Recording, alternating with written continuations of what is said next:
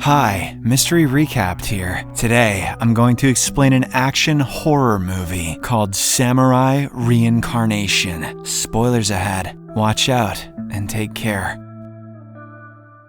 The movie is set around 350 years ago, in the aftermath of the Shimabara Rebellion in feudal Japan. This is a time where the ruling military government of the Tokugawa shogunate had annihilated a force of 37,000 Christian rebels. In the opening scene, the heads of the mutineers, along with their leader, Amakusa Shiro, are put on pikes in the battlefield. The Tokugawa soldiers then watch a theatrical performance in front of the Shimabara castle to celebrate their victory, but none of them realize that there is a demonic power working in the area. Just as the lead performer comes on stage, the castle is hit by a powerful bolt of lightning. Every Tokugawa soldier is killed in the blink of an eye. It is then revealed that this was caused by the spirit of Amakusa. He has now reincarnated into the body of the lead performer. This movie is based on true events. However, the Christian leader is angry at his god for forsaking him in the war. He then calls Satan to help him avenge this loss, promising to give his soul in return. Soon enough, Satan grants him the power to resurrect dead people and turn them into evil spirits. Following this, Amakusa goes to a place named Kumamoto. He visits the grave of Tadaoki Hosokawa, a samurai who was killed during the current regime's ascent to power. Amakusa then performs some magic and summons the spirit of Tadaoki's wife, Grace. It is revealed that she was a tremendous beauty and a loving wife, but her husband slept around with other women, even bringing them back home. She still stayed loyal to him while also devoutly practicing her Christian faith, but her continued dutifulness made her husband insecure, and he regularly lashed at her. We also get to know that when the Tokugawa army started marching towards their province, Tadaoki was called to fight against them. The invading forces eventually won, and Tadaoki was killed off on the battlefield. When Grace learned of this news, she was so dejected that she asked a soldier to end her life. But even in the afterlife, she couldn't make peace with the fact that her husband had left her to die. Her spirit lingered on, yearning to meet Tadaoki once more. Back in the present, Amakusa promises to fulfill her wish. In return, she will have to help him destroy the Tokugawa regime. Grace readily agrees, and she is then reincarnated as the evil version of herself. The scene then shifts to a cave where legendary swordsman Musashi is contemplating his life. He founded the School of Two Swords, fought in over 60 battles, and has never been defeated. Despite all this, he is still jealous of Lord Tajima and his elder son, Jubei. Tajima is the chief sword instructor of the Tokugawa regime and famous all over the nation for his skills. Old Musashi is now close to his death and yet cannot let this jealousy go. Soon, Amakusa and Grace appear in his cave with a tempting proposal. If he agrees to reincarnate, they will help him have a one-on-one duel with Lord Tajima. Musashi is startled by their appearance and tries to attack Amakusa, but he is so sick that the sudden movement causes him extreme exhaustion. The old man eventually collapses on the ground and starts taking his last breaths on Earth. Taking advantage of his vulnerability, Amakusa once again repeats his proposal and Musashi finally agrees. Grace then kisses his lips, and the old man is reincarnated in a hideous but powerful form. Meanwhile, in Nara, a monk and a great spearman named Inshun crosses paths with two young girls. He surprisingly daydreams about unsheathing his weapon and brutally ending their lives. It is evident that Inshun is secretly a sadist who enjoys abusing beautiful women, but he holds back his violent urges this time, allowing the duo to walk away. A few seconds later, Inshun sees a slender, womanly figure wearing a demonic mask nearby. This mysterious figure knows his dark fantasy and taunts him openly for it. Furious, the monk throws his spear at her, but the figure vanishes into thin air. Upon witnessing this, he thinks that his dark desires are playing tricks in his mind. Despite training in Buddhism for decades, he has been unable to get rid of filthy thoughts. He thus commits the unthinkable by grabbing the spear and planting it in his abdomen. As Inshun drops to the ground, writhing in pain, Amakusa and Musashi show up. The womanly figure also reappears and reveals herself to be none other than Grace. Her beauty, combined with Amakusa's manipulative words, convince Inshun to accept reincarnation as a devil. Somewhere else in the country, a young man named Kirimaru returns to his village. He belongs to the Iga ninja tribe that live away from the rest of the kingdom. The young man is also good friends with Jubei, who is scheduled to visit the village in a few hours. However, moments later, the tribe is ambushed by the government-backed Koga ninja clan. The whole village is burnt down and everyone is mercilessly killed. Kirimaru turns out to be a good fighter, and he manages to escape into the nearby forest. He is quickly pursued by an equally skilled ninja woman from the Koga clan, but just as she's about to end his life, the reincarnated devils appear in the forest. Inshun, who is now immensely strong and openly sadistic, knocks down the woman ninja. He then creepily enjoys abusing her, while the other devils watch on with expressionless faces. Meanwhile, a severely injured Kirimaru lays down nearby, drawing his last breaths. Amakusa then approaches him and makes a tempting offer. In return for his help, he will be given a chance to avenge his family. Kirimaru has nothing to lose, so he agrees and is immediately reincarnated as a devil. After a while, Jubei arrives at the village only to find it in complete ruins. He calls out for his friend and begins investigating in the surrounding forest, but he soon comes face to face with a bewildering sight. Kirimaru, along with 3 other people, are riding towards him on horseback. Jubei quickly leaps onto a tree branch and narrowly avoids being impaled by Inshun's spear. He then watches on as the horsed company demonically laughs at him. Before they leave, the ghostly Musashi promises to challenge him later at a more suitable arena. With his team now complete, Amakusa begins his plan to infiltrate the enemy castle. His first step is to bring Ayatsuna, the chief of Tokugawa shogunate, under his control. It is revealed that he is the 4th shogun of the ruling dynasty, but is just a young man. Later, while visiting a shrine in the city of Nikko, Ayatsuna comes across a beautiful woman. She calls herself Otsana, but she's actually the devil Grace in disguise. The young shogun is unaware of this, and he's immediately smitten by her beauty. So, later that night, he asks his right-hand man Izu to find the girl and bring her to the palace. However, the high-ranking official gets some really bizarre news about Otsana. Her parents report that the girl had gone mad and left home a year ago. They think that it is highly unlikely that the shogun saw their daughter in the shrine. Izu later analyzes this information in his chamber and concludes that the girl must be a spy. So he asks one of his men to kill her immediately. Unbeknownst to them, Amakusa and Kirimaru have sneaked into his chamber. The devilish duo then brutally kills both Izu and his man, leaving their lifeless bodies hanging by the roof. On the other hand, Otsana sneaks into Ayatsuna's palace in Nikko. She uses her dark magic to evade the guards and makes it into his bedchamber. There, she strategically strips in front of him, which is enough to seduce the young shogun. The duo then heads to his bed and makes intense love. A few days pass by, and the news of Izu's death reaches the capital, Edo. The high-ranking officials are worried about the mysterious manner of the death. They are also concerned by their shogun's abrupt decision to prolong his stay in Nikko due to a girl. In the meantime, Otsana continues to distract Ayatsuna from his duties using her beauty, but not everyone is ignorant to her dark magic. Jubei's father Tajima has already sensed that there is something sinister about the stranger. Thus, the old man commissioned a special katana from an infamous ironsmith, Muramasa, earlier that week. One night, while he is checking the sword's sharpness, he receives a letter from his son. It details the young man's rendezvous with 5 ghosts near the Iga ninja village. This is enough to confirm Tajima's suspicions about the involvement of evil spirits in the recent incidents. So, he plans to kill Otsana by pretending that he lost his sanity. He will then commit seppuku, as he is already on the brink of death due to terminal cancer. Later, as Tajima heads towards Nikko Palace, he is interrupted by Inshun. The devil is boastful about his newfound powers and challenges him to a duel, but Tajima proves to be too much for Inshun despite his old age. He slices up the devil's head with one quick slash of his new sword. Amakusa and Musashi, who have been watching this duel, are thoroughly impressed by the old man's skills. However, Tajima is now too tired, and his internal organs have collapsed, leaving him vulnerable. Amakusa uses this opportunity to probe into the old man's heart and see his deepest desire. It is then revealed that Tajima considers Jubei as the best swordsman in Japan. He always wanted to have a duel with his own son, just to see who would come out on top. Thus, Amakusa offers him reincarnation and a chance to fight his son in exchange for his help. Consumed by desire to test himself against Jubei, the old man accepts the offer. Following this, Tajima goes back to his home and sits in his chambers as if nothing has happened. Jubei also arrives back from his travels later that night. He is eager to meet his dad and discuss everything he has seen, but as he approaches the old man, Jubei senses that something is off. Tajima slowly turns his head around. His eyes now have a demonic glow. He then attacks his son at a blistering speed, but Jubei somehow manages to parry the attacks and runs away. Elsewhere, in a remote shrine, Amakusa carries out satanic rituals to cast a curse on Tokugawa's crops. The scene then shifts to Edo, where farmers have gathered in front of the governor's house. They plead with the guards to forgive this year's taxes, as all of their crops have turned out to be black. However, the guards refuse, which leads the already frustrated mob to protest against the shogunate's taxes. In the ensuing chaos, a guard mercilessly whacks a farmer with his baton. The poor man falls dead on the spot, and this is enough to scare the crowd away for the moment. A few days later, Kirimaru is roaming around the area when he suddenly sees a beautiful girl in front of a grave. The young man is immediately attracted by her beauty and approaches the spot. It is then revealed that she is Omitsu, the daughter of the farmer who died in the earlier protest. Despite being a devil, Kirimaru begins to feel affection for the orphaned girl.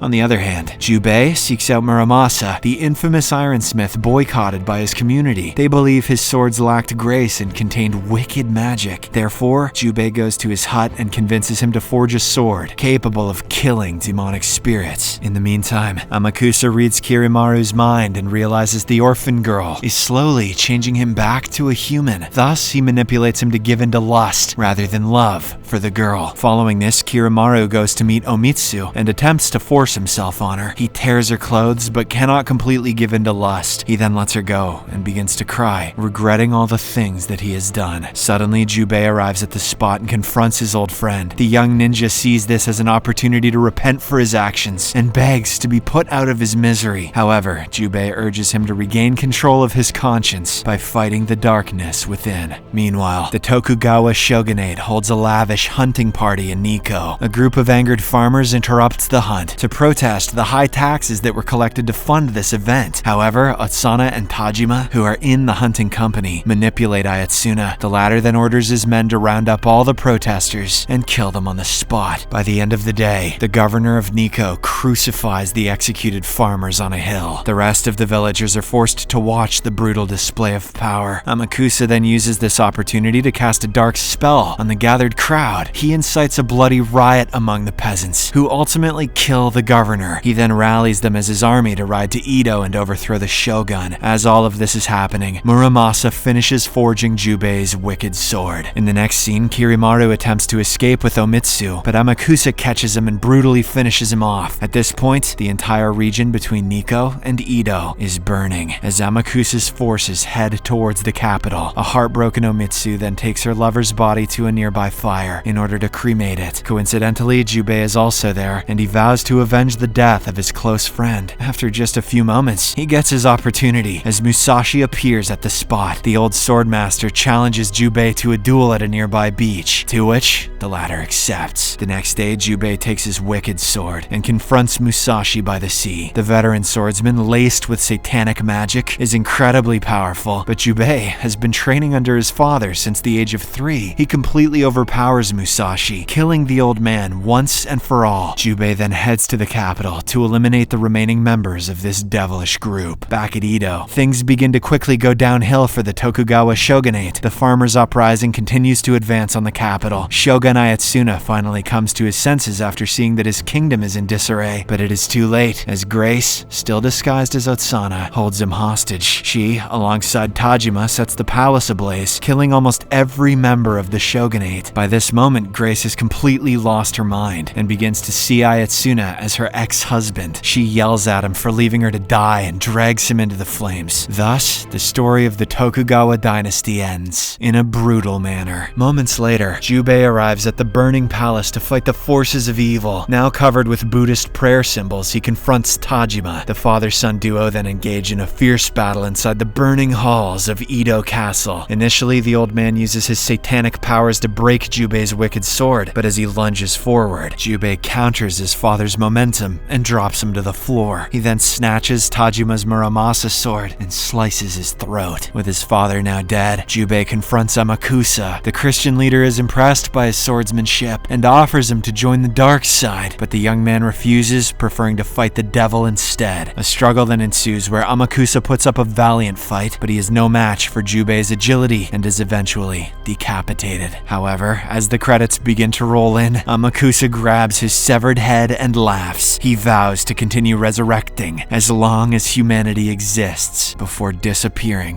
into the flames. Subscribe for more videos like this, turn on notifications, and leave a like to help the channel out. Thank you for watching.